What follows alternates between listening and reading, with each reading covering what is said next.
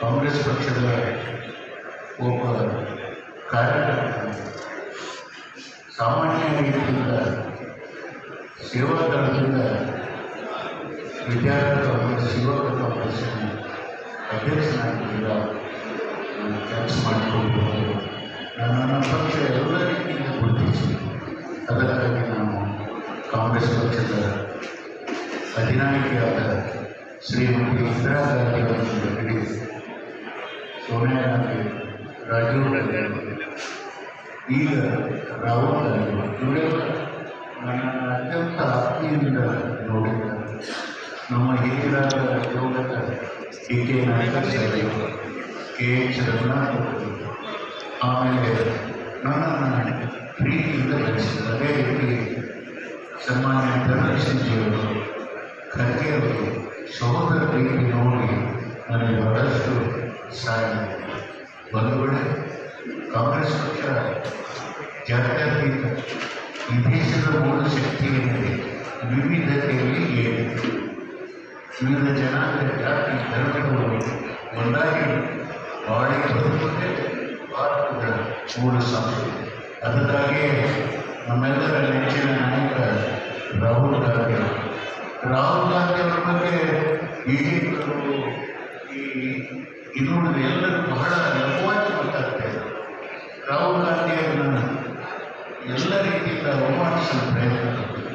ಇವತ್ತು ರಾಹುಲ್ ಗಾಂಧಿ ವಿಶ್ವಕ್ಕೆ, ಭಾರತಕ್ಕೆ ಅಲ್ಲ, ವಿಶ್ವಕ್ಕೆ ತೋರಿಸಿಕೊಂಡರೆ ಅವರೊಬ್ಬ ಅತ್ಯಂತ ಪ್ರಬಲ ರಾಜಕಾರಣಿ ಹಾಗೂ ಈ ದೇಶದ ಮೂಲ ಶಕ್ತಿಗಳಿಗೆ ಭಾರತದವರು ಏನಿದೆ ಇದು ಈ ದೇಶದ ಮೂಲ ಶಕ್ತಿಯನ್ನು ಒಗ್ಗೂಡಿಸಿಕೊಂಡದ್ದು. ಅದಕ್ಕೆ ಅವರು ಆ ಕೆಲಸ ಮಾಡಿದ್ದಾರೆ.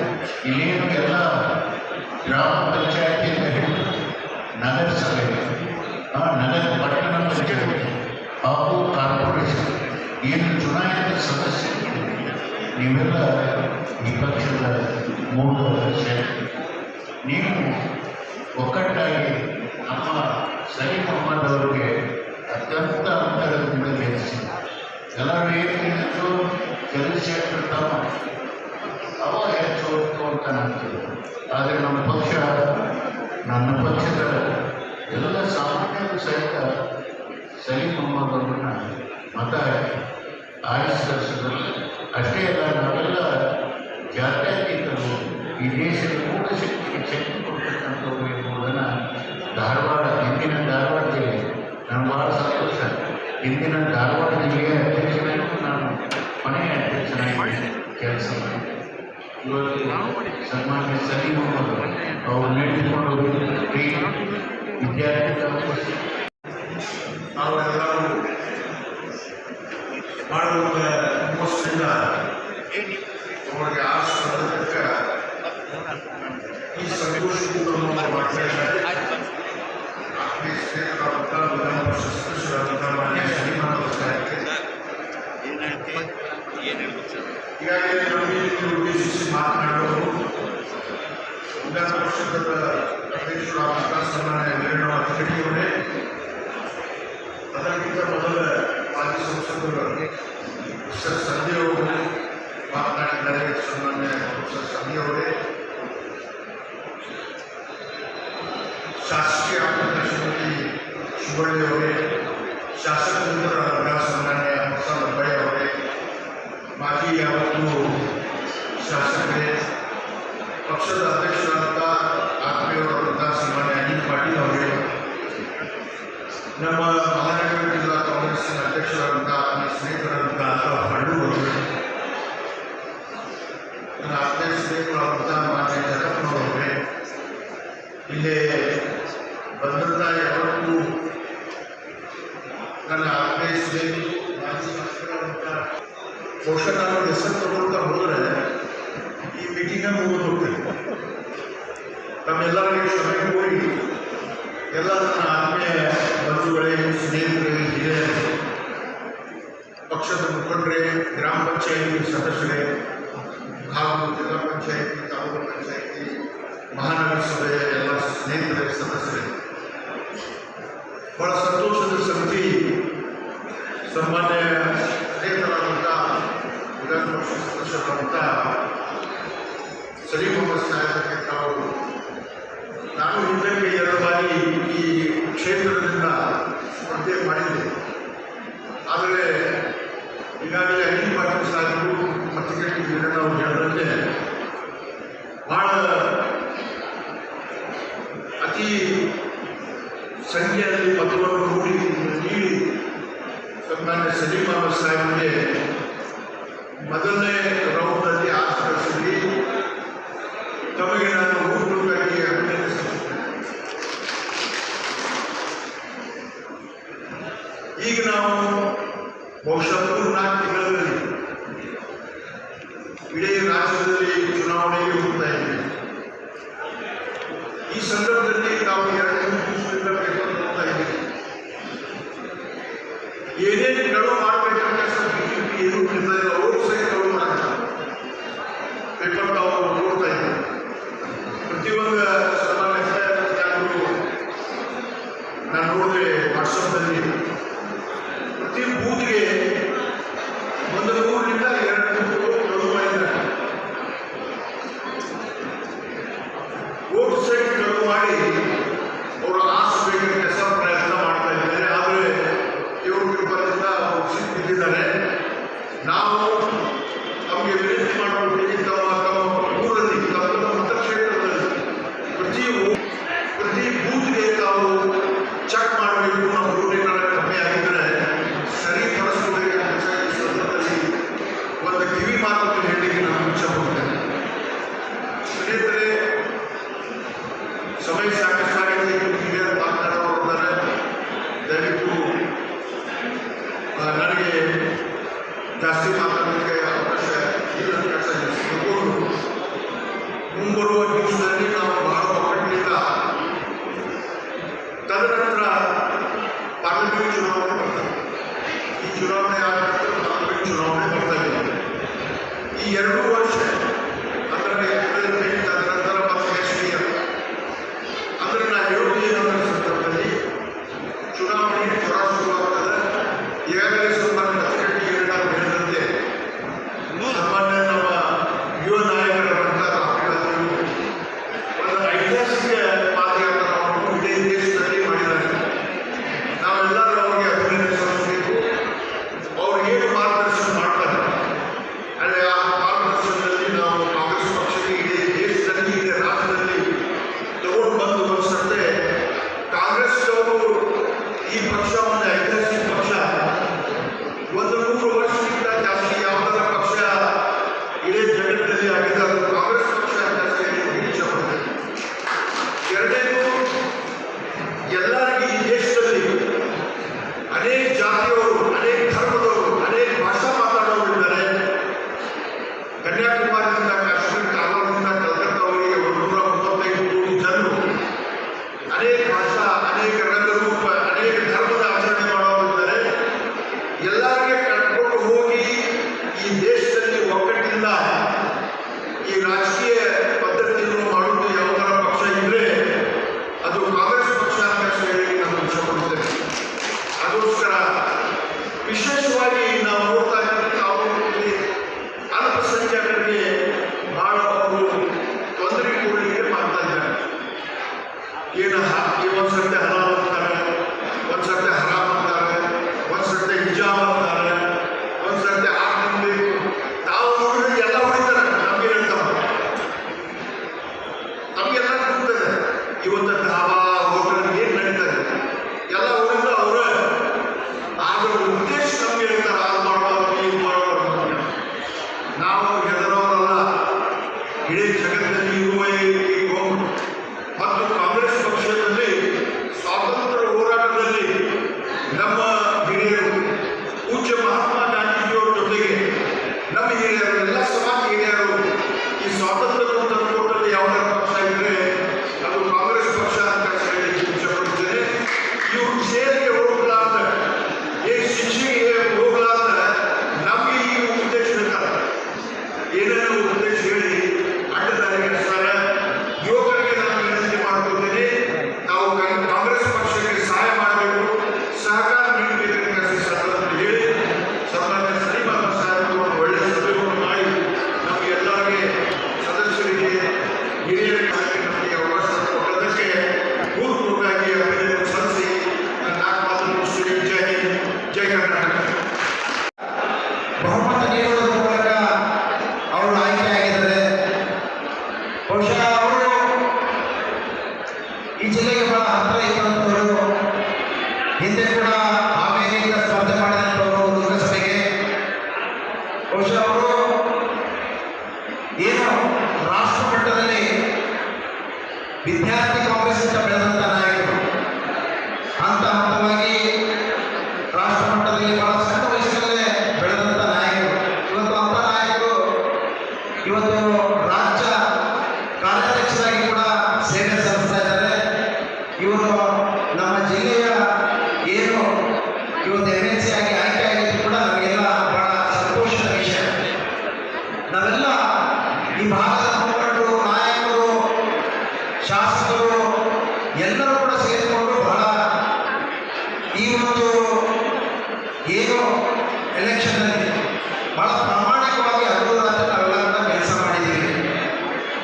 ಆ ಸಂದರ್ಭದಲ್ಲಿ ಪ್ರತಿಯೊಬ್ಬರ ಬಾಯಲ್ಲಿ ಕೂಡ ಬರ್ತಾ ಇತ್ತು, ಜಾತ್ಯತೀತವಾಗಿ ಎಲ್ಲರೂ ಕೂಡ ಒಪ್ಪಿಕೊಂಡು ಬರುವಂತಹ ನಾಯಕತ್ವ ಗುಣಗಳು ಅವರಲ್ಲಿದೆ. ಖಂಡಿತವಾಗಿ ನಾವು ಅವರಿಗೆ ಓಟ್ ಮಾಡ್ತೀವಿ. ಸರಳ ಸಜ್ಜನಿಕೆಗೆ ಇನ್ನೊಂದು ಹೆಸರೇ ಸಲೀಂ ಅಹಮದ್ ಸಾಹೇಬ್ ಅಂತ ಕೂಡ ಬಹಳ ಪ್ರೀತಿ, ವಿಶ್ವಾಸ,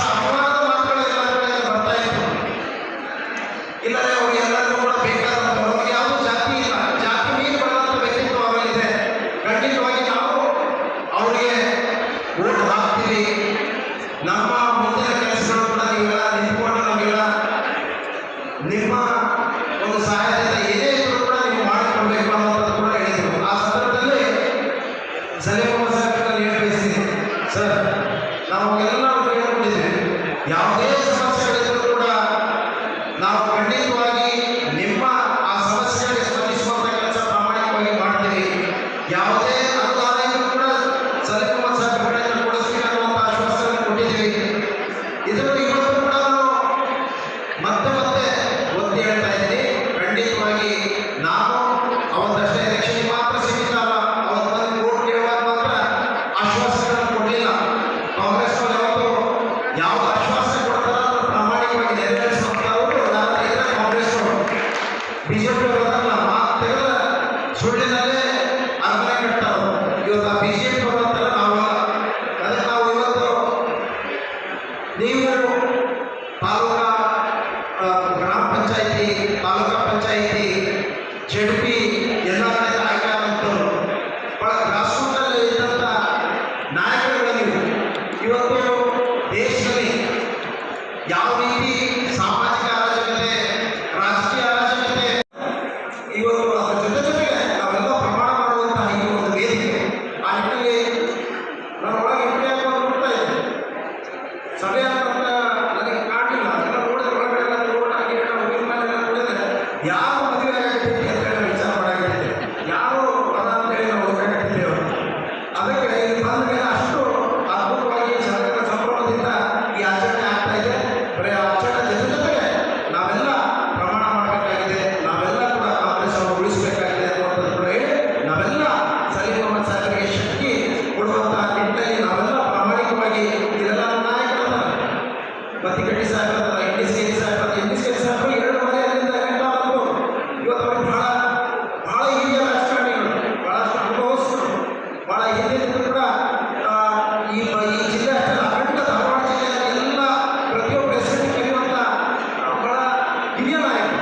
ಅವರ ಮಾರ್ಗದರ್ಶನದಲ್ಲಿ ಕೂಡ ತಾವು ಎಲ್ಲ ಸಭೆಗಳನ್ನು ಕೂಡ ತಾವು ಪಡ್ಕೊಳ್ಬೇಕು ಅನ್ನುವಂಥದ್ದು ಕೂಡ ಈ ಸಭೆಯ ಮೂಲಕ ಕೇಳಿಕೊಂಡು ಮತ್ತೊಮ್ಮೆ ತಮಗೆಲ್ಲ ವಂದಿಸಿ ನನ್ನ ಮಾತು ವಿರಾಮಗೊಳಿಸಿ. ಜೈ ಹಿಂದ್, ಜೈ ಕರ್ನಾಟಕ.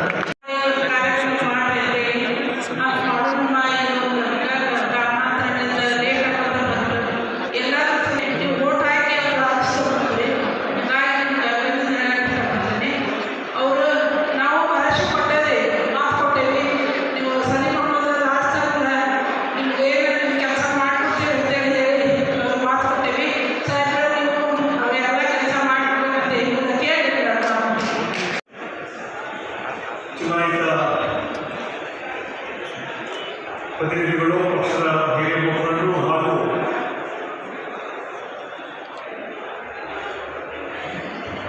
ಪಕ್ಷದ ನಿಷ್ಠಾವಂತ ಕಾರ್ಯಕರ್ತರ ಸಭೆಗೆ ಬಂದಂತಹ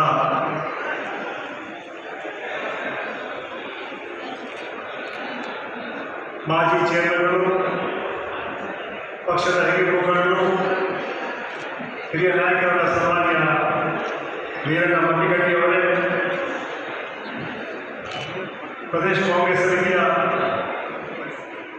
ಉಪಾಧ್ಯಕ್ಷರು ಹಾಗೂ ಉಸ್ತುವಾರಿಗಳ ಸನ್ಮಾನ್ಯ ಪಿ.ಡಿ. ಮೋಹನ್ ಅವರೇ, ಇನ್ನೋರ್ವ ಹಿರಿಯ ಮುಖಂಡರು, ಮಾಜಿ ಸಂಸದರು, ಸನ್ಮಾನ್ಯ ಐ.ಜಿ. ಸನದಿಯವರೇ, ಮಾಜಿ ಮಂತ್ರಿಗಳು ಹಾಗೂ ಹಿರಿಯ ಮುಖಂಡರಾದ ಸನ್ಮಾನ್ಯ ಎ.ಎಂ. ಹಿಂಡಸಗಿರಿಯವರೇ, ಜಿಲ್ಲಾ ಕಾಂಗ್ರೆಸ್ನ ಅಧ್ಯಕ್ಷರಾದ ಅನಿಲ್ ಪಾಟೀಲ್ ಅವರೇ, ಅಲ್ತಾಫ್ ಬಲ್ಲೂರ್ ಅವರೇ, ಯುವ ನಾಯಕರು, ಜನಪ್ರಿಯ ಶಾಸಕರು ಹಾಗೂ ಮಿತ್ರರಾದ ಪ್ರಸಾದ್ ಅಭಯ್ ಅವರೇ, ಶ್ರೀಮತಿ ಕುಸುಮಾವತಿ ಶಿವಳ್ಳಿ ಅವರೇ, ಮಾಜಿ ಮಂತ್ರಿಗಳಾದ ಸನ್ಮಾನ್ಯ ಕೋಟ ಹನುಮಂತಪ್ಪನವರೇ, ಸನ್ಮಾನ್ಯ ಸಯೀದ್ ಅಹಮದ್ ಅವರೇ, ನಾಗರಾಜ್ ಚೌಧರಿ ಅವರೇ, ಮಾಜಿ ಶಾಸಕರ ಮಿತ್ರರಾದ ಸನ್ಮಾನ್ಯ ಕೋನ್ ರೆಡ್ಡಿ ಅವರೇ, ಲೋಹಿತ್ ನಾಯಕರ್ ಅವರೇ, ಮಾಜಿ ಜಿಲ್ಲಾ ಕಾಂಗ್ರೆಸ್ ಅಧ್ಯಕ್ಷರಾದ ಶಿವನ್ ನಾಯಕ್ ಅವರೇ, ಮಾಜಿ ಶಾಸಕರಾದ ಅಕೀರ್ ಅವರೇ, ನಮ್ಮ ಪಕ್ಷದ ಅಭ್ಯರ್ಥಿಗಳಾಗಿದ್ದ ಬಸವರಾಜ್ ಗುರಿಕಾರ್ ಅವರೇ, ನೀರಲ್ಗಿರಿ ಅವರೇ, ಎಲ್ಲ ನಮ್ಮ ಪಕ್ಷದ ಅಭ್ಯರ್ಥಿಗಳಾದ ಸನ್ಮಾನ್ಯ ಇಸ್ಮಾಯಿಲ್ ತಬರ್ಗಾರ್ ಅವರೇ, ವಿನೋದ್ ಅಸೂಗಿ ಅವರೇ, ಯೂಸುಫ್ ಸೌಡೂರ್ ಅವರೇ, ನಮ್ಮ ಪ್ರದೇಶ ಕಾಂಗ್ರೆಸ್ಸಿನ ಕಾರ್ಯದರ್ಶಿಗಳು ಹಾಗೂ ಸಿಂಗ್ ಬೋರ್ಡ್ ಚೇರ್ಮನ್ ಬಸವರಾಜ್ ಅವರೇ, ನಮ್ಮ ಕೆಪಿಸಿಸಿಯ ಕೋಆಪರೇಟಿವ್ ಬೋರ್ಡ್ ಚೇರ್ಮನ್ಗಳಾದ ಶಿವಕುಮಾರ್ ವಾಡಿ ಪಟೇಲ್ ಅವರೇ, ಹಾಗೂ ಶ್ರಮಿಸಬೇಕು ಸಾಕಷ್ಟು ಹಿರಿಯ ಮುಖಂಡರು ನಮ್ಮ ನಾವು ಈಗಾಗಲೇ ಬಂದಂತಹ ಮಾಜಿ ಮಂತ್ರಿಗಳಾದ ಸನ್ಮಾನ್ಯ ಕೆ ಎನ್ ಗಡ್ಡಿಯವರೇ ಹಾಗೂ ಸಾಕಷ್ಟು ನಮ್ಮ ಪಕ್ಷದ ಹಿರಿಯ ಮುಖಂಡರು ವೇದಿಕೆಯಲ್ಲಿ ಕೂತಿದ್ದಾರೆ. ನಮ್ಮೆಲ್ಲ ಹೆಸರುಗಳಿಗೆ ಸಾಧ್ಯ ಆಗಲಿಲ್ಲ. ಪಕ್ಷದ ಎಲ್ಲ ಹಿರಿಯ ಮುಖಂಡಗಳೇ, KPCC ಪದಾಧಿಕಾರಿಗಳೇ, ನಮ್ಮ KPCCಯ ಕೋಆರ್ಡಿನೇಟರ್ಗಳೇ, ಬ್ಲಾಕಿನ ಅಧ್ಯಕ್ಷರುಗಳೇ, ಪಕ್ಷದ ಮುಖಂಡರೇ, ಚುನಾಯಿತ ಪ್ರತಿನಿಧಿಗಳೇ ಹಾಗೂ ಎಲ್ಲ ಬಂದಂತಹ ಕಾಂಗ್ರೆಸ್ನ ಎಲ್ಲ ಹಿರಿಯ ಮುಖಂಡರೇ, ಮಾಧ್ಯಮದ ಸ್ನೇಹಿತರು, ಈಗಾಗಲೇ ಬಹಳ ಸಮಯ ಆಗಿದೆ. ಈಗಾಗಲೇ ಪಕ್ಷದ ಕೆಲವು ನಾಯಕರುಗಳಿಗೆ ಮಾತಾಡಿದ್ದಾರೆ, ಕೆಲವರು ಕೂಡ ಮಾತಾಡಿದ್ದಾರೆ. ಇವತ್ತು ಒತ್ತುಕೊಂಡಾಗಿ ನೂತನವಾಗಿ ಅಖಿಲ ಭಾರತ ಕಾಂಗ್ರೆಸ್ ಕಮಿಟಿ ಅಧ್ಯಕ್ಷರಾಗಿ ನೇಮಕವಾದಂತಹ ನಮ್ಮ ಪಕ್ಷದ ಹಿರಿಯ ಮುಖಂಡರು, ಕರ್ನಾಟಕದ ಅತ್ಯಂತ ಹಿರಿಯ ಮುಖಂಡರಾದ ಆಯ್ಕೆಯಾದ ಸನ್ಮಾನ್ಯ ಮಲ್ಲಿಕಾರ್ಜುನ ಖರ್ಗೆ ಅವರಿಗೆ ತಮ್ಮೆಲ್ಲರ ಪರವಾಗಿ ಹಾರ್ದಿಕ ಧನ್ಯವಾದಗಳನ್ನು ಬಯಸ್ತಾ ಇದ್ದಾರೆ, ಅಭಿನಂದನೆಗಳನ್ನು ಸಲ್ಲಿಸ್ತಾ ಇದ್ದಾರೆ. ಈ ದೇಶದ ಸುಮಾರು 800 ಚುನಾಯಿತ ಪ್ರತಿನಿಧಿಗಳು ಸನ್ಮಾನ್ಯ ಮಲ್ಲಿಕಾರ್ಜುನ ಖರ್ಗೆ ಅವರಿಗೆ ಆಯ್ಕೆ ಮಾಡಿ ಇಡೀ ದೇಶದ ಸಂದೇಶ ಹೋಯಿತು. ಕಾಂಗ್ರೆಸ್ ಪಕ್ಷ ಪ್ರಜಾಪ್ರಭುತ್ವ ಇದೆ, ಡೆಮಾಕ್ರಸಿ ಇದೆ ಅಂತ. ಭಾರತೀಯ ಜನತಾ ಪಾರ್ಟಿಯವರಿಗೆ ಟೀಕೆ ಮಾಡ್ತಾ ಇದ್ರು, ತಾಯಿ ಮಕ್ಕಳ ಪಕ್ಷ ಅಂತ ಹೇಳ್ತಾ ಇದ್ರು. ಅದರ ತಕ್ಕಂತಾಗಿ ಇವತ್ತು ಚುನಾವಣೆ ಮೂಲಕ ಇವತ್ತು ನಮ್ಮ ಪ್ರಜಾಪ್ರಭುತ್ವ ವ್ಯವಸ್ಥೆ ಮೇಲೆ ನಂಬಿಕೆ ಕಾಂಗ್ರೆಸ್ ಪಕ್ಷ ಸನ್ಮಾನ್ಯ ಮಲ್ಲಿಕಾರ್ಜುನ ಖರ್ಗೆ ಅವರಿಗೆ ಅತ್ಯಂತ ಹೆಚ್ಚಿನ ಮತಗಳನ್ನು ಗೆಲ್ಲಿಸಿ ಒಂದು ಸಂದೇಶ ಈ ದೇಶಕ್ಕೆ ತಿಳಿಸಿಕೊಟ್ಟಿದ್ದಾರೆ. ಅದಕ್ಕೆ ಶ್ರೀಮತಿ ಸೋನಿಯಾ ಗಾಂಧಿ ಅವರಿಗೆ, ರಾಹುಲ್ ಗಾಂಧಿ ಅವರಿಗೆ ಈ ಚುನಾವಣೆಗೆ ಅವರು ಯಾಕಂದರೆ ರಾಹುಲ್ ಗಾಂಧಿ ಅವರು ಅಧ್ಯಕ್ಷರಾಗಿತ್ತು, ಸೋನಿಯಾ ಗಾಂಧಿ ಅವರು ಕಂಟಿನ್ಯೂ ಮಾಡಬಹುದಾಗಿತ್ತು. ಆದರೆ ಅವರು ಎಲ್ಲ ಎಲೆಕ್ಷನ್ ಆಗಲಿ ಚುನಾಯಿತ ಗೆದ್ದು ಬರಲಿ ಅಂತ ಹೇಳುವ ಒಂದು ನಿರ್ಧಾರದಲ್ಲಿ ಒಂದು ಚುನಾವಣೆ ನಡೆದಿದೆ. ಇವತ್ತು ಬಿಜೆಪಿ ಅವರಿಗೆ ಒಂದು ತಕ್ಕ ಉತ್ತರ ಈ ಚುನಾವಣೆ ಹೋಗಿದೆ ಅಂತ ಮಾತನ್ನು ಹೇಳಿ ಬಯಸ್ತಾರೆ.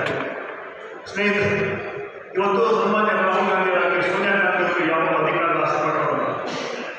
ಶ್ರೀಮತಿ ಸೋನಿಯಾ ಗಾಂಧಿ ದೇಶದ ಪ್ರಧಾನಮಂತ್ರಿ ಆಗಬಹುದಾಗಿತ್ತು, ಆದರೆ ಆರ್ಥಿಕ ರಂಗ ಸನ್ಮಾನ್ಯ ಮನಮೋಹನ್ ಸಿಂಗ್ ಈ ದೇಶದ ಪ್ರಧಾನಮಂತ್ರಿಯಾಗಿ ಮಾಡಿಸಿದ್ದಾರೆ.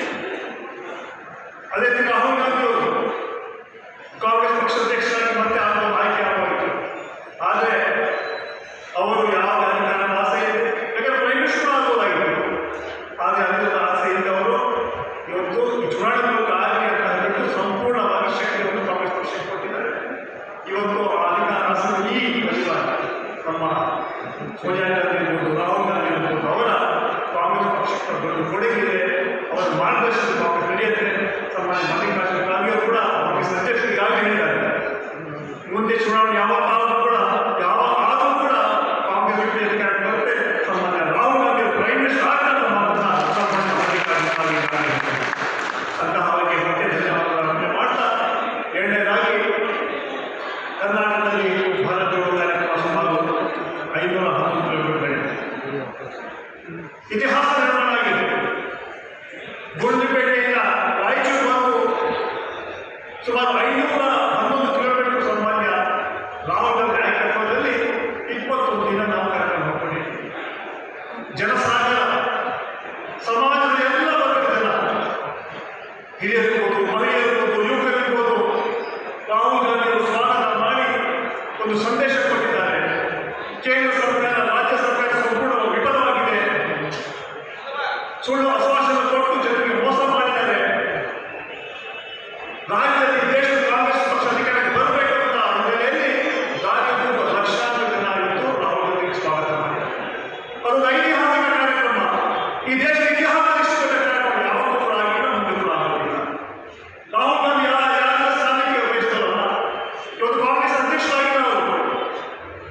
ಆದರೂ ಕೂಡ ಕಾರ್ಯಕರ್ತರಾಗಿ ಇವತ್ತು ಇಡೀ ದೇಶ ಕನ್ಯಾಕುಮಾರಿ ಕಶ್ಮೀರ ಒಂದು ಸುಮಾರು 3580 ಕಿಲೋಮೀಟರ್ ಪಾದಯಾತ್ರೆ ಮಾಡಿದ್ದಾರೆ. ಭಾರತೀಯ ಜನತಾ ಪಾರ್ಟಿಯವರು ಸಮಾಜವನ್ನು ಹೊಡೆಯುವಂಥ ಕೆಲಸ ಮಾಡ್ತಾರೆ. ಕಾಂಗ್ರೆಸ್ ಪಕ್ಷ ರಾಹುಲ್ ಗಾಂಧಿ ಸಮಾಜವನ್ನು ಬಹುಗೊಳಿಸುವಂಥ ಕೆಲಸ ಮಾಡ್ತಾರೆ. ಬಿಜೆಪಿ ಭಾರತ ತೋಡ ಕಾರ್ಯಕ್ರಮ ಮಾಡ್ತಾರೆ. ಕಾಂಗ್ರೆಸ್ ಪಕ್ಷ ಭಾರತ ಜೋಡೋ ಕಾರ್ಯಕ್ರಮ ಮಾಡ್ತಾರೆ. ಇಡೀ ಒಂದು ಕಾಂಗ್ರೆಸ್ ಪಕ್ಷ ಸಿದ್ಧಾಂತಗಳನ್ನು, ವಿಚಾರಧಾರೆಗಳನ್ನು, ಹೋರಾಟಗಳನ್ನು, ತ್ಯಾಗ ಬಲಿದ ಎಲ್ಲ ವಿಚಾರಗಳನ್ನು ಇಟ್ಕೊಂಡು ಇವತ್ತು ಇಡೀ ದೇಶದಲ್ಲಿ ಒಗ್ಗೂಡಿಸುವಂತಹ ಕೆಲಸ ಇವತ್ತು ರಾಹುಲ್ ಗಾಂಧಿ ಮಾಡ್ತಾರೆ. ದೇಶದಲ್ಲಿ ಶಾಂತಿ, ನೆಮ್ಮದಿ, ಸಹಬಾಳ್ವೆ ಇರಬೇಕು.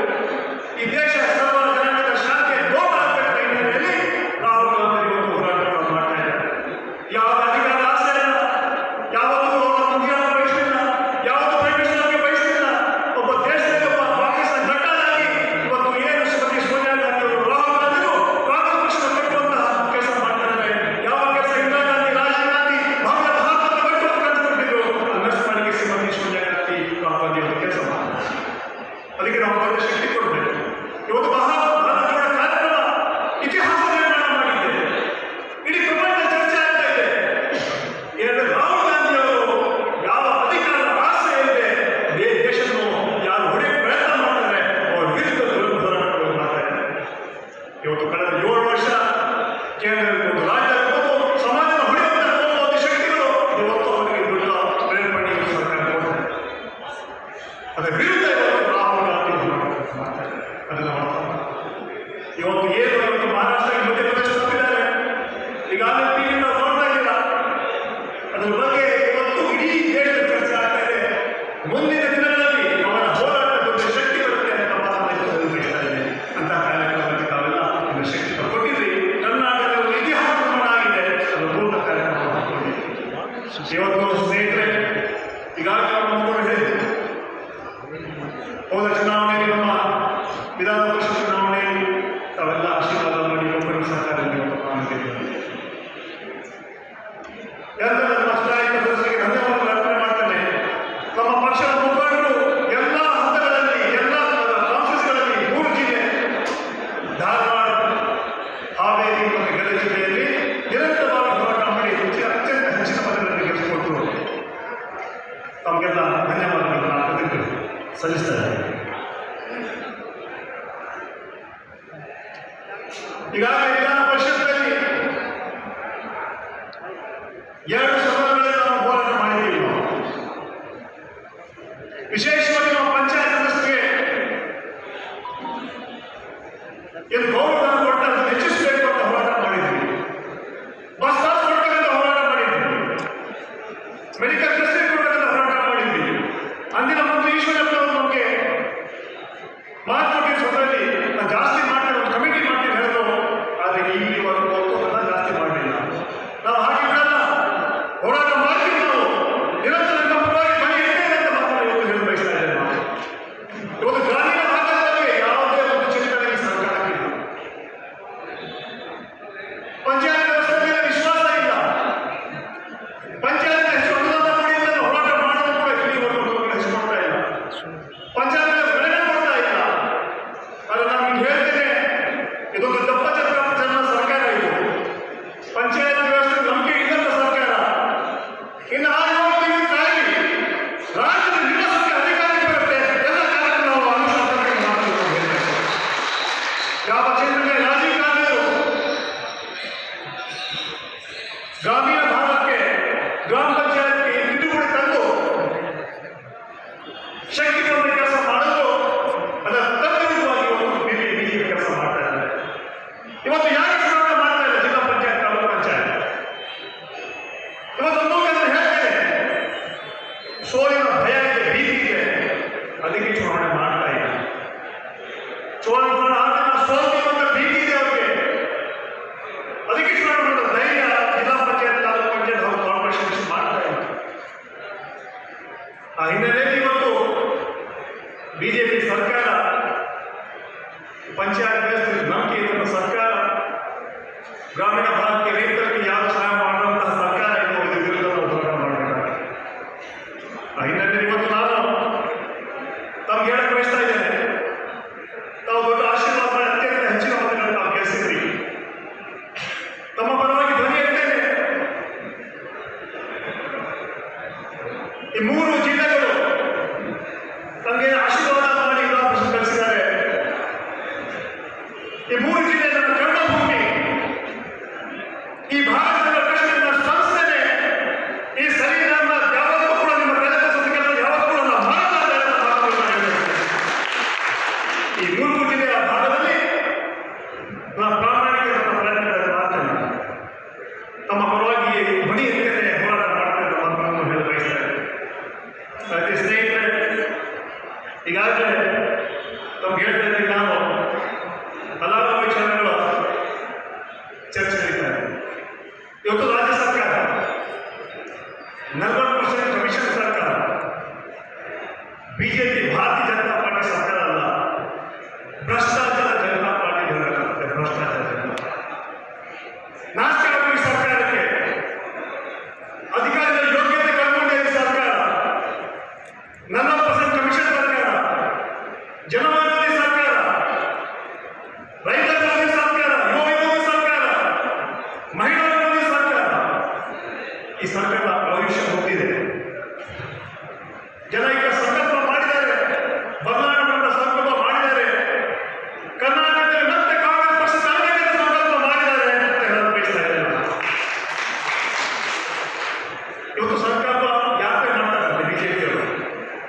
ಯಾಕೆ ಸ್ವಾಮಿ ನೀವು ಜನಸಂಕಲ್ಪ ಆಚರಣೆ ಮಾಡ್ತೀರಾ? ಜನಸಂಕಲ್ಪ ಯಾಕಂತಹ ಬದ್ಧತೆ ಕಳ್ಕೊಂಡ್ಬಿಟ್ಟಿದ್ದೀರಾ? ಯಾಕೆ ಜನರಿಗೆ ಆಶೀರ್ವಾದ ಮಾಡಬೇಕು? ಭ್ರಷ್ಟಾಚಾರ ಮಾಡಿದ್ರೆ ಆಶೀರ್ವಾದ ಮಾಡಬೇಕಾ? ಬೆಲೆ ಏರಿಸಿದ್ರೆ ಆಶೀರ್ವಾದ ಮಾಡಬೇಕಾ? ಯುವಕರಿಗೆ ಉದ್ಯೋಗ ಕೊಡಲಿ ಅದಕ್ಕೆ ಆಶೀರ್ವಾದ ಮಾಡಬೇಕಾ? ರೈತರಿಗೆ ಅನ್ಯಾಯ ಮಾಡಿದ್ರೆ ಅದಕ್ಕೆ ಆಶೀರ್ವಾದ ಮಾಡಬೇಕಾ? ಕಾರ್ಮಿಕರಿಗೆ ಅನ್ಯಾಯ ಮಾಡಿದ್ರೆ ಅದಕ್ಕೆ ಆಶೀರ್ವಾದ ಮಾಡಬೇಕಾ? ನರೇಂದ್ರ ಮೋದಿ ಅವರು 8 ವರ್ಷ ಹಿಂದೆ ಹೇಳಿದ್ರು, ನಮ್ಮ ಸರ್ಕಾರ ಅಧಿಕಾರಕ್ಕೆ ಬಂದ್ರೆ ಪ್ರತಿ ವರ್ಷ 2 ಕೋಟಿ ಉದ್ಯೋಗ ಕೊಡ್ತೀವಿ ಹೇಳಿದ್ರಿ. 14 ಕೋಟಿ ಉದ್ಯೋಗ ಕೊಡಬೇಕಾಯ್ತು. 14 ಲಕ್ಷ ಉದ್ಯೋಗ ಕೊಡಲಿಲ್ಲ, ಅದಕ್ಕೆ ಜನ ಆಶೀರ್ವಾದ ಮಾಡಬೇಕಾ? ಪೆಟ್ರೋಲ್ ಬೆಲೆ 55 ರೂಪಾಯಿ ಇತ್ತು, 100 ದಾಟಿಗೆ ಅದಕ್ಕೆ ಆಶೀರ್ವಾದ ಮಾಡಬೇಕಾ? ಗ್ಯಾಸ್ ಬೆಲೆ 5 ರೂಪಾಯಿ ಇತ್ತು, 1,000 ಹೋಗಿ ಅದಕ್ಕೆ ಆಶೀರ್ವಾದ ಮಾಡಬೇಕಾ? ಯಾಕೆ ನೀವು ಆಶೀರ್ವಾದ ಮಾಡಬೇಕು? ಅಧಿಕಾರ 3 ದಿನದಲ್ಲಿ ಬ್ಲಾಕ್ ಮನಿ ತಂದು ಪ್ರತಿಯೊಬ್ಬರ ಅಕೌಂಟ್ಗೆ 15 ಲಕ್ಷ ಸುಳ್ಳು ಹೇಳಿದ್ರಲ್ಲ, ಅದಕ್ಕೆ ಆಶೀರ್ವಾದ ಮಾಡಬೇಕು. ನಮ್ಮ ಸರ್ಕಾರ ಅಧಿಕಾರಕ್ಕೆ ಬಂದ್ರೆ ಸ್ವರ್ಗ ತೋರಿಸಿ ಹೇಳಿದ್ರಿ, ಸ್ವರ್ಗ ಅಂತ ತೋರಿಸಿದ ಸ್ವಾಮಿ, ನರಕ ಅಂತ ತೋರಿಸ್ಬೇಕು ಜನರಿಗೆ, ಅದಕ್ಕೆ ಏನು ಆಶೀರ್ವಾದ ಮಾಡಬೇಕು? ಯಾವ ರೀತಿ ಹಾಕಬೇಕು ಆಶೀರ್ವಾದ ಕೇಳ್ತಾ ಇದ್ದೀರಾ? ಜನ ಇವತ್ತು ತೀರ್ಮಾನ ತಗೊಂಡ್ಬಿಟ್ಟಿದ್ದಾರೆ, ನಿಮಗೆ ಮನೆ ಕಳಿಸೋ ತೀರ್ಮಾನ ತಗೊಂಡ್ಬಿಟ್ಟಿದ್ದಾರೆ. ರಾಜ್ಯದಲ್ಲಿ ಕಾಂಗ್ರೆಸ್ ತರಬೇಕಂತ ನಿರ್ಧಾರ ಮಾಡಿದ ಮಾತು ಇವತ್ತು ನೆರವೇರಿಸ್ತಾ ಇದ್ದಾರೆ.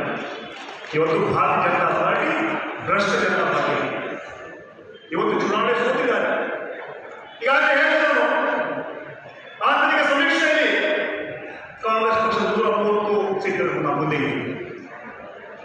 ಭಾರತೀಯ ಜನತಾ ಪಾರ್ಟಿಯ ಅವರ ಮುಖಂಡರು ಹೇಳ್ತಾರೆ 65 ಸೀಟ್ ಬಂದಿದ್ದೀವಿ ನಾವು. ಏನ್ ಮಾಡಬೇಕು? ಒಂದೇ ನಾವು ನೋಡಿದ್ದೀವಿ ಬೆಂಗಳೂರಿನಲ್ಲಿ ಚಿರುಮೇವ ಟ್ರಸ್ಟ್, ಅಶ್ವಥ್ ನಾರಾಯಣ ಟ್ರಸ್ಟ್ ಓಟ್ನ ಕದಿಯುವಂತಹ ಒಂದು ದೊಡ್ಡ ಷಡ್ಯಂತ್ರ ಶುರು ಮಾಡಿದ್ದಾರೆ. ಅವರ ಪಕ್ಷದ ಕಾರ್ಯಕರ್ತರು ಬೂತ್ ಲೆವೆಲ್ ಆಫೀಸರನ್ನ ದುಡ್ಡಿಗೆ ಬ್ಯಾಜ್ ಹಾಕೊಂಡು ಮನೆ ಮನೆ ಹೋಗಿ ಡಿಲೀಟ್ ಮಾಡೋದಕ್ಕೆ ಅಂತ ಷಡ್ಯಂತ್ರ ಮಾಡ್ತಾರೆ. ಬಹುತಃ ಈ ದೇಶದ ಇತಿಹಾಸದಲ್ಲಿ ದೊಡ್ಡ ಷಡ್ಯಂತ್ರ ಯಾವಾಗ ಕೂಡ ಆಗಿಲ್ಲ. ಇವತ್ತು ಈ ರಾಜ್ಯ 220 ಲಕ್ಷ ಮಾಡೋಕ್ಕೆ ಪ್ರಯತ್ನ ಮಾಡ್ತಾರೆ. ಇವತ್ತು ಭ್ರಷ್ಟಾಚಾರ ಅಂತ ಮಾಡಿ, ಇದು ಭ್ರಷ್ಟಾಚಾರದ 2ನೇ ಹಂತ, ಆಪರೇಷನ್ ಲೋಟಸ್ 2ನೇ ಹಂತ. ಏನಂದ್ರೆ ಓಟ್ನ ಕದಿಯೋ ಮೂಲಕ ನಾವು ಗೆಲ್ತೇವೆ ಅಂತ ಈ ಭ್ರಮೆ ಇದೆಯಲ್ಲ, ಒಂದು ಜನ ತಕ್ಕ ಉತ್ತರ ಬರುತ್ತೆ.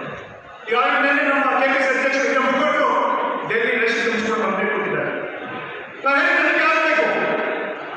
ಬೆಂಗಳೂರು ನಗರ ಉಸ್ತುವಾರಿ ಸಾಮಾನ್ಯ ಬಸವರಾಜ ಬೊಮ್ಮಾಯಿ ಇದ್ದಾರೆ. ಇವತ್ತು ತನಿಖೆ ಆಗಬೇಕು ಅಂತ ಹೇಳಿದ್ದೀವಿ. FIR ಫೈಲ್ ಮಾಡಬೇಕು ಸಾಮಾನ್ಯ ಬಸವರಾಜ ಬೊಮ್ಮಾಯಿ ಅವ್ರ ಮೇಲೆ, ಫೈಲ್ ಮಾಡಬೇಕು ಅಶ್ವಥ್ ನಾರಾಯಣ ಅವ್ರ ಮೇಲೆ, ಫೈಲ್ ಮಾಡಿ ಅಧಿಕಾರಿಗಳು ಫೈಲ್ ಕೇಸ್ ಹಾಕಿ ಅವ್ರ ಮೇಲೆ ಎನ್ಕ್ವೈರಿ ಮಾಡಬೇಕಂತ ನಾವು ಬೇಡಿಕೊಂಡಿದ್ದೀವಿ. ಕರ್ನಾಟಕ ಚೀಫ್ ಜಸ್ಟಿಸ್ ಅವರ ನಾಯಕತ್ವದಲ್ಲಿ ದೊಡ್ಡ ಒಂದು ಕಮಿಟಿ ಮಾಡಿ ಅದರಲ್ಲಿ ಎನ್ಕ್ವೈರಿ ಮಾಡಬೇಕಂತ ನಾವು ಒತ್ತಾಯ ಮಾಡ್ತೀವಿ. ಅದು ಈ ಸರ್ಕಾರಕ್ಕೆ ಬದ್ಧತೆ ಇಲ್ಲ. ಇದೊಂದು ಭ್ರಷ್ಟ ಸರ್ಕಾರ. ಈಗಾಗಲೇ ಹೇಳಿದ್ವಿ, ಜನತೆ ಹೇಗೆ ಹೋಗಿ ಹೇಳ್ತೀರ ನೀವು? ಅವರ ಪಕ್ಷದ ಮುಖಂಡರ ಸಂತೋಷ ಮಾಡಿ ಆತ್ಮಹತ್ಯೆ ಮಾಡ್ಕೊಳ್ತಾರೆ, ವಾಟ್ಸಪ್ ಅನ್ನು ಸುತ್ತ ಬರೀತಾರೆ, ನನ್ನ ಸಾವು ಕಾರಣ ಸಾಮಾನ್ಯ ಈಶ್ವರಪ್ಪ ಅಂತ ಸಾಯ್ತಾರೆ. ಅವರ ಪಕ್ಷದ ಮುಖಂಡರು ವಿಧಾನಸಭೆ ವಿಧಾನ ಪರಿಷತ್ ಹೋರಾಟ ಮಾಡ್ತೀವಿ, ಅವ್ರನ್ನ ಅರೆಸ್ಟ್ ಮಾಡಿ ಕರಪ್ಷನ್ ಕೇಸ್ ಹಾಕಿ ಹೇಳ್ತೀವಿ, ರಾಜೀನಾಮೆ ತಗೊಂಡು ಹೇಳ್ತೀವಿ. ಅರೆಸ್ಟ್ ಮಾಡೋಕ್ಕಾಗಲಿ ಸರ್ಕಾರ, ಕೇವಲ ರಾಜೀನಾಮೆ ನಮ್ಮ ಒತ್ತಾಯ ಕರಪ್ಷನ್ ಕೇಸ್ ಫೈಲ್ ಮಾಡಿದ್ದು. ಆಗ ಇತಿಹಾಸ ಪುಟಗಳಲ್ಲಿ ಕಾಸ್ಟ್ ಇರ್ಬೋದು, 2-3 ತಿಂಗಳಲ್ಲಿ ಬಿ ರಿಪೋರ್ಟ್ ಹಾಕಿ ಅದನ್ನು ಲಾಸ ಮಾಡ್ತಾರೆ ಈ ಸರ್ಕಾರ. ಈ ಸರ್ಕಾರಕ್ಕೆ ಬದ್ಧತೆ ಇದೆ. ಭ್ರಷ್ಟಾಚಾರ ತಾಂಡವಾಡ್ತಾ ಇದೆ. ಅಮರ್ಗೌಡ್ ಇದೇ ಹುಬ್ಬಳ್ಳಿ ಹೋಗ್ತು ಪತ್ರ ಬರೀತಾರೆ ರಾಷ್ಟ್ರಪತಿಗೆ, ಆತ್ಮಹತ್ಯೆಗೆ ನನಗೆ ಅವಕಾಶ ಮಾಡಿಕೊಡ್ಬೇಕಂತ ಟಿವಿ ಪತ್ರ ಇದ್ದಾರೆ. ಈ ಸರ್ಕಾರಕ್ಕೆ ನಾಚಿಕೆ ಆಗುತ್ತೆ. ಕರ್ನಾಟಕ ದೇಶ ಇತಿಹಾಸದಲ್ಲಿ ಇಂಥ ಘಟನೆ ಯಾವತ್ತೂ ಕೂಡ ಆಗಿಲ್ಲ. ಪತ್ರ ಬರೆದು ನಮಗೆ ಆತ್ಮಹತ್ಯೆಗೆ ಅವಕಾಶ ಮಾಡಿಕೊಡ್ಬೇಕು ರಾಷ್ಟ್ರಪತಿಗಳೇ, ನಾನು ಈ ಭ್ರಷ್ಟಾಚಾರ ಹೊರ ಕೊಡಕ್ಕೆ ಸಾಧ್ಯ ಇಲ್ಲ ಅಂತ ಹೇಳಿದ್ದಾರೆ. ಇದು ಈ ಸರ್ಕಾರ ನೀತಿ. ಏನು ಅಭಿವೃದ್ಧಿ ಮಾಡಿದ್ದಾರೆ? ರಾಜ್ಯದ ಕಡೆಗೆ ಹೊರಡ ರೋಡ್ಗಳಿಲ್ಲ, ನೀರಿನ ಸಮಸ್ಯೆ ಇದೆ, ರೈತರ ಅನ್ಯಾಯ ಇದೆ. ಬೆಂಗಳೂರಿನಲ್ಲಿ ಇವತ್ತು ಜನರಿಗೆ ಓಡ ಕಷ್ಟ ಆಗುತ್ತೆ. ಇದೊಂದು ಗುಂಡಿಗಳ ಸರ್ಕಾರ. ಬೆಂಗಳೂರು ಮಾತ್ರ ಅಲ್ಲ, ಈ ರಾಜ್ಯದ ಗುಂಡಿಗಳ ಸರ್ಕಾರ ಆಗಿದೆ. ಗ್ಲೋಬಲ್ ನೀವು ಎನ್ವೈರನ್ಮೆಂಟ್ ಚೆಕ್ ಮಾಡಿ. ಕೆಲವು ವರ್ಷಗಳ ಹಿಂದೆ ಬಂದಂತಹ ಸ್ಟಾರ್ಟ್ಅಪ್ಸ್ ಇವತ್ತು ಬೆಂಗಳೂರು ಬಿಟ್ಟು ಹೈದರಾಬಾದ್ ಚೆನ್ನೈ ಹೋಗಿದ್ದಾರೆ. ಇವತ್ತು ಚುನಾವಣೆ ಬರ್ತಾ ಇದೆ, ಸೋಲಿನ ಭೀತಿ ಒಂದು ಜನರಿಗೆ ಇವತ್ತು ಬೇರೆ ರೀತಿ ವಿಚಾರಗಳ ಕೆಲಸ ಸರ್ಕಾರ ಮಾಡ್ತಾರೆ. ಅದೇ ಜನರು ನೋಡುತ್ತಿದ್ದಾರೆ, ಅರ್ಥ ಮಾಡ್ಕೊಳ್ತಾರೆ. ಈ ರಾಜ್ಯದಲ್ಲಿ ಈ ಸರ್ಕಾರ ಜನರಿಗೆ ಬೇಡವಾಗಿದೆ, ಈ ಸರ್ಕಾರ ಜನ ಗಮನಿಸಲಾಗಿದ್ದಾರೆ. ಇವತ್ತು ಬದಲಾವಣೆ ಬಯಸ್ತಾರೆ. ಈ ಸರ್ಕಾರ ಆಯುಷ್ಯ ಮುಂದಿದೆ ಹೇಳುವಂಥ ಮಾತನ್ನು ಜನ ಬಯಸ್ತಾರೆ. ಒಟ್ಟಾರೆ ಈ ಸರ್ಕಾರ ಭ್ರಷ್ಟ ಸರ್ಕಾರ, ಜನವಿರೋಧಿ ಸರ್ಕಾರ. ಈ ಸರ್ಕಾರದ ಹಲವಾರು ಕೆಲಸ ನಾವು ಮಾಡೋಣ ಅಂತ ಹೇಳ್ತಾ ಜನ ಇವತ್ತು ಈ ವಿಚಾರದಲ್ಲಿ ಸಾಕಷ್ಟು ಇದ್ರೂ ಕೂಡ ಸಾಕಷ್ಟು ಸಮಯ ಆಗಿದೆ. ಈಗಾಗಲೇ ರಾಜ್ಯದಲ್ಲಿ ಸುಮಾರು 1,300 ಅರ್ಜಿಗಳು ಬಂದಿದೆ. ಇವತ್ತು ಸಾಕಷ್ಟು ಜನ ಇವತ್ತು ಕಾಂಗ್ರೆಸ್ನಿಂದ ಸ್ಪರ್ಧೆ ಮಾಡಕ್ಕೆ ಬಯಸ್ತಾರೆ. ನಾವು ಗೊತ್ತಿದೆ, ಮೊನ್ನೆ ಹಿರೇಕೆರೂರಿನ ಮಾಜಿ ಶಾಸಕರು, ಮಾಜಿ ಚೇರ್ಮನ್ ಸಾಮಾನ್ಯ ಯುವಿ ಮೊದಲ ಪಕ್ಷ ಸೇರಿದ್ದಾರೆ. ಕಾಂಗ್ರೆಸ್ ಶಿವಲಿ ರಾಹುಲ್ ಗಾಂಧಿ ಮಲ್ಲಿಕಾರ್ಜುನ ಒಪ್ಪಿ ನಮ್ಮ ಕಾರ್ಯಕರ್ತರಾಗಿ ಪಕ್ಷ ಸೇರಿದರೆ ಕಾಂಗ್ರೆಸ್ ಪಕ್ಷದ ಸಿದ್ಧಾಂತ ವಿಚಾರಗಳ ಸಂಪೂರ್ಣ ವಿಶ್ವಾಸಗಳನ್ನು ಹೇಳಿ ನಮ್ಮ ಯುವಿಗಳಿಗೆ ಪಕ್ಷ ಸೇರಿದ್ದಾರೆ. ಮುಂದಿನ ದಿನಗಳಿಂದ ಸಾಕಷ್ಟು ಮುಖಂಡರು ಬರ್ತಾರೆ. ಬಿಜೆಪಿ ಇರ್ಬೋದು, ಜೆಡಿಎಸ್ ಇರ್ಬೋದು ಬರ್ತಾರೆ. ಆದರೆ ಎಲ್ಲರೂ ಕೂಡ ಅರ್ಜಿ ಕೊಡಬೇಕಾಗಿದೆ. ಅಲ್ಲಲ್ಲಿ ಬಂದ ಕಮಿಟಿ ಮೂಲಕ ಯಾರು ತಗೋಬೇಕಂತ ತೀರ್ಮಾನ ಆ ಕಮಿಟಿ ತಗೋಬೇಕು ಹೇಳ್ತಾ ಒಟ್ಟಾಗಿ ಜನ ಇವತ್ತು ಬೇರೆ ಪಕ್ಷದ ಕಾಂಗ್ರೆಸ್ ಪಕ್ಷಕ್ಕೆ ಬರೋದಕ್ಕೆ ಇಚ್ಛೆ ಮಾಡ್ತಾರೆ. ಮತ್ತು ಬಣಗಳವರ ಏನು ಸೇರ್ಕೊಂಡಿದ್ದಾರೆ ಅದೇ ಒಂದು ಸಂದೇಶ ಮುಂದಿನ ದಿನಗಳಲ್ಲಿ ಕಾಂಗ್ರೆಸ್ ಪಕ್ಷಕ್ಕೆ ಶಕ್ತಿ ಬರುತ್ತದೆ ರೀತಿ ನಾವು ಮಾಡೋಣ ಅಂತ ಹೇಳ್ತಾ ತಾವೆಲ್ಲ ಇವತ್ತು ಬಂದಿದ್ದೀರಾ. ಇವತ್ತು ಕಾರ್ಯಕ್ರಮದ ಮೂಲಕ ನಮ್ಮ ಶಕ್ತಿಯನ್ನು ಕೊಟ್ಟಿದ್ದೀರಾ. ಈ ಭಾರತದ ಕಲ್ಯಾಣಕ್ಕೆ ಪ್ರಾಮಾಣಿಕವಾಗಿ ನಾವು ಕೆಲಸ ಮಾಡ್ತೇವೆ ಅಂತ ಮಾತನ್ನು ಹೇಳ್ತಾ ಈಗಾಗಲೇ ಹಲವಾರು ಸ್ಟೇಟ್ ನಮ್ಮ ಕೋವಿಡ್ ನಾಡುಗಳು ಕೆಲಸ ಮಾಡಿ ಮಾದರಿ ಹೇಳಿದ್ದಾರೆ. ಆದರೆ ನಾನು ಅವರಿಗೆ ಒತ್ತಾಯ ಮಾಡ್ತೇನೆ, ಕೇವಲ ಹೇಳಿಕೆ ಆಗಲಿಲ್ಲ.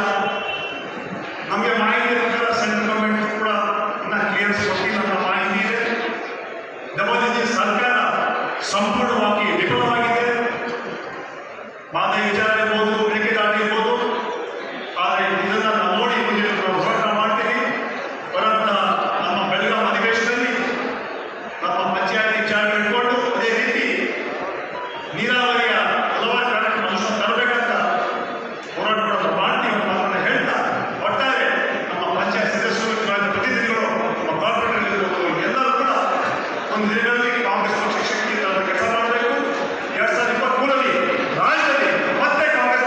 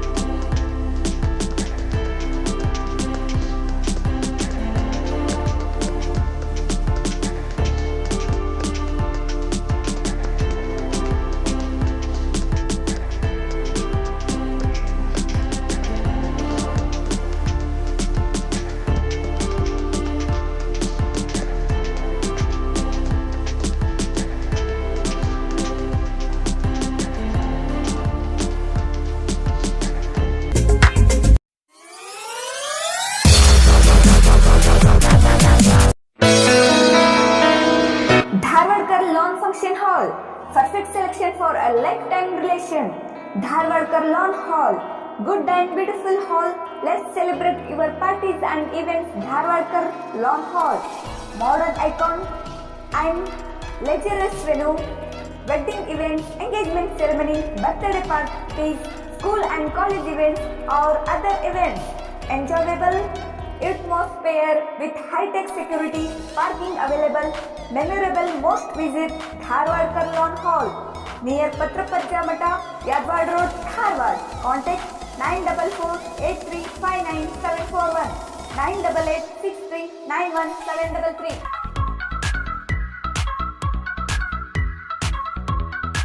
ಗ್ರಾಹಕರೇ, ಸೆಕೆಂಡ್ ಹ್ಯಾಂಡ್ ವಾಹನ ಬೇಕಾ? ಕಾರ್ ಮತ್ತು ಬೈಕ್ ಬೇಕಾದರೆ ನ್ಯಾಷನಲ್ ಆಟೋ ಕನ್ಸಲ್ಟೆಂಟ್ಗೆ ಭೇಟಿ ನೀಡಿ. ನ್ಯಾಷನಲ್ ಆಟೋ ಕನ್ಸಲ್ಟೆಂಟ್ 20 ವರ್ಷಗಳಿಂದಲೂ ಗ್ರಾಹಕರಿಗೆ ಉತ್ತಮವಾದ ವಾಹನವನ್ನ ನೀಡುತ್ತಾ ಯಶಸ್ವಿ ಹಾದಿಯಲ್ಲಿ ಸಾಗಿದೆ. ಇಲ್ಲಿ ಎಲ್ಲ ತರಹದ ಸೆಕೆಂಡ್ ಹ್ಯಾಂಡ್ ಬೈಕ್ ಮತ್ತು ಕಾರುಗಳು ಸಿಗುತ್ತದೆ. ವಿಶೇಷವೇನೆಂದರೆ ಲೋನ್ ಮೂಲಕವೂ ವಾಹನ ಖರೀದಿ ಮಾಡಬಹುದು. ಪ್ರತಿ ಭಾನುವಾರ ಮೇಳ ಇರುತ್ತದೆ. ನಿಮಗೆ ಸೆಕೆಂಡ್ ಹ್ಯಾಂಡ್ ವಾಹನ ಬೇಕಾದರೆ ಮತ್ತು ಎಕ್ಸ್ಚೇಂಜ್ ಮಾಡಬೇಕಾದರೆ ನ್ಯಾಷನಲ್ ಆಟೋ ಕನ್ಸಲ್ಟೆಂಟ್ಗೆ ಭೇಟಿ ಕೊಡಿ. ನೀವು ಭೇಟಿ ನೀಡಬೇಕಾದ ಸ್ಥಳ old DSP circle, BSNL office near KC park, Dharwad. Mobile ಸಂಖ್ಯೆ 7348821313 9008447288. ಈ ನಂಬರ್ಗೆ ಹೆಚ್ಚಿನ ಮಾಹಿತಿಗಾಗಿ ಸಂಪರ್ಕಿಸಬಹುದು.